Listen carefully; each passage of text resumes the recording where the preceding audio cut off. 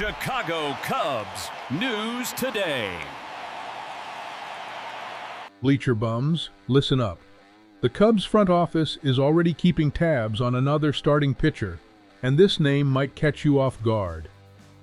After sweeping the Mets in a 4-game series and completing the trade for David Peterson, the Chicago Cubs made one thing crystal clear to the rest of the league. Starting pitching is their #1 priority ahead of the trade deadline. The team sits at 44-37, 6.5 games behind the Milwaukee Brewers in the NL Central, and the front office knows they can't make a serious championship run without reinforcing the starting staff. Meanwhile, over in the American League, the Boston Red Sox are slipping down the standings, creating opportunities for teams willing to buy low. Honestly, when I saw this name pop up, I wasn't shocked. I felt more like it confirmed what I already expected. This is exactly the type of move this front office loves to make, buying low on a reclamation project with a relatively cheap acquisition cost.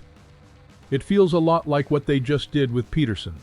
If this trade happens, the biggest impact would be on the overall depth of both the starting rotation and the bullpen. Adding another arm, whether it's in AAA or directly into the major league staff, gives the front office more flexibility and reduces the need to give up top prospects from the farm system in a blockbuster deal for someone like Tarik Skubal or Sonny Gray. That domino effect could completely reshape Chicago's strategy leading up to the trade deadline. So let me ask you, Cubs fans, would you trade a lower-level prospect package for a reclamation project? Or would you rather save your assets and go all in for a proven frontline starter? Right now, it's still just speculation, but here's what people around the league are talking about. The pitcher is Brayan Bello, 27 years old, currently in the 3rd season of a 6-year, $55 million contract that includes a club option for the 2030 season. In 2026, Bello has made 12 starts, pitching 61 innings while allowing 78 hits, including 10 home runs. He's recorded 44 strikeouts, issued 24 walks, and owns a 6.34 ERA. For comparison, David Peterson didn't arrive in Chicago with eye-popping numbers either, and that certainly didn't stop the Cubs from pulling the trigger on that deal. Bello was even optioned back to the minor leagues because of his struggles, a pretty strong indication that the Red Sox may have already moved on from him as part of their long-term plans. Here's something that not many people are talking about. The Cubs continue to be linked to some of the biggest names on the market, including Tarik Skubal, Sonny Gray, and Joe Ryan.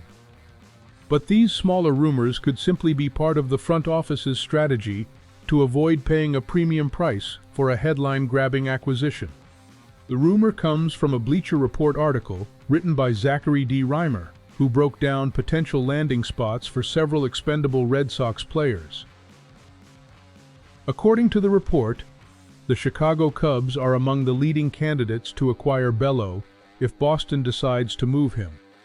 The logic is pretty straightforward. The Red Sox are falling further behind in the standings, making almost anyone on the roster, including a pitcher, under a long-term contract available for the right price.